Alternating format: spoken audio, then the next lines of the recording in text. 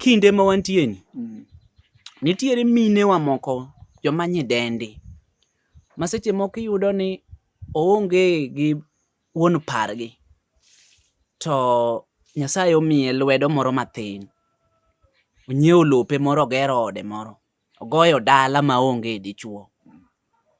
Bedo nade? Chik oyienwa? Dhako ok go dala kende. Dhako nyaka rang yuore moro kata ka chuore notho, kata ka chuore nitie to ogo dala gi chuore. Ma kogo dala kende, mano ketho dalano.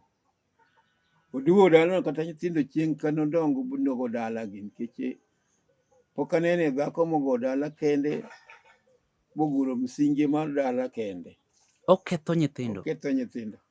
Ma ka nyathi obiro botieko msiri dalano, to nyathino ok onyuolo kata nyithinde chot achota.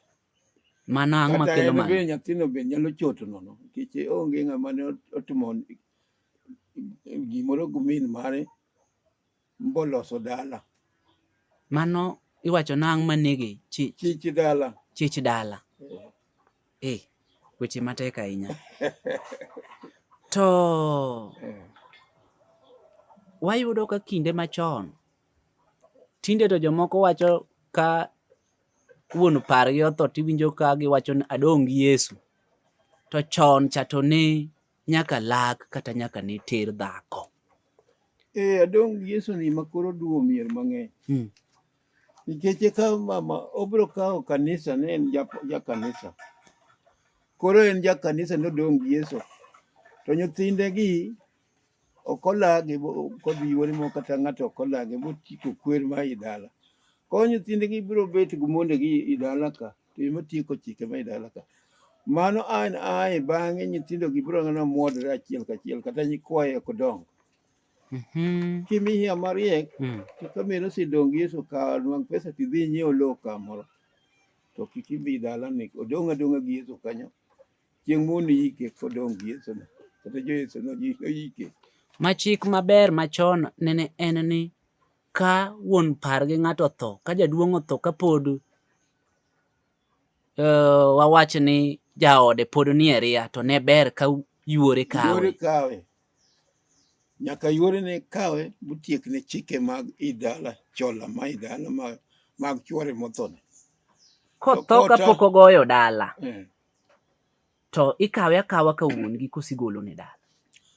Kotho kapok ogo dala, to tek mondo nyithinde go bed kanyo, nikech ng'ato nyaka gol moko.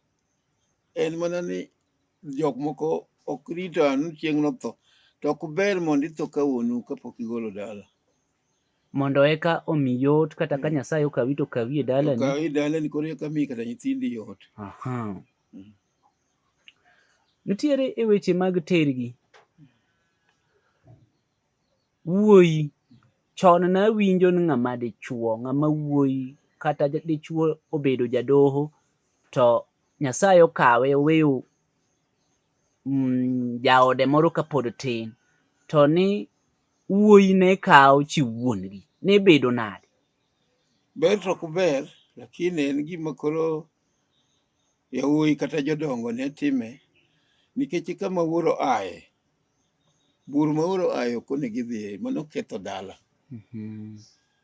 Kichako kawo chi wuor, to wuor bende onyuolo gi chiege no, guminu ni, tibende idhi nyuolo minu, iduo dala. Dala oduore kabisa. To jok mane timo kama, ne ng'ato kuongo, ne wuon gi moro kuongo kawo gine ni eko biro achien, kose in tok tho gine to ng'ama wuoyi oyiene ayiena kawo wuon gi ma ng'ato kokale. Mine moko nitie maricho, maketho miyegi. Mine gi mane wuondo nyithindo matindo gi. En ka en miyo, to ochako ka otimo richo kod nyathine, to kata wuon mare nitie, to otimo richo. Koro wuon dichuo ni, wuon nyithindo nyathini kosetho, koro eka kawa akawa ni donge nyichwa otimo richo kodi. Koro mano miyo gi moko nitie maricho, maketho yawuot chuogi. To king'ama miyo mariek, kaw yuori oko.